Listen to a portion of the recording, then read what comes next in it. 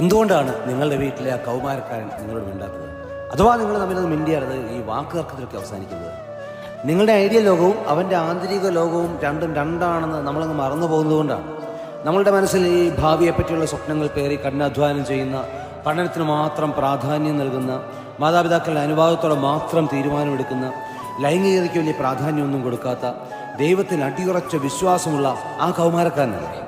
എന്നാൽ അവൻ്റെ ആന്തരിക ലോകത്ത് അവനിപ്പോൾ എങ്ങനെയാണ്? അവനിപ്പോൾ ഹാപ്പിയായിരിക്കാമെന്ന് മാത്രം ചിന്തിക്കുന്ന, കൂട്ടുകാർക്കിടയിലെ സ്വീകാര്യതയ്ക്ക് പ്രാധാന്യം നൽകുന്ന, എല്ലാവരുടെയും അംഗീകാരം ആഗ്രഹിക്കുന്ന, അതിനുവേണ്ടി ഫേസ്ബുക്കിൽ പോസ്റ്റുകൾ ഇടുന്ന, ഇൻസ്റ്റാഗ്രാമിൽ അപ്ഡേറ്റുകൾ ഇടുന്ന, സ്വാതന്ത്ര്യം ആഗ്രഹിക്കുന്ന, ലൈംഗികതയോട് കൗതുകമുള്ള, ദൈവത്തെ ഇഷ്ടമാണെങ്കിലും ധാരാളം സംശയങ്ങളുള്ള ഒരു കൗമാരക്കാരനാണെന്ന് നമ്മൾ മറന്നുപോകുന്നു.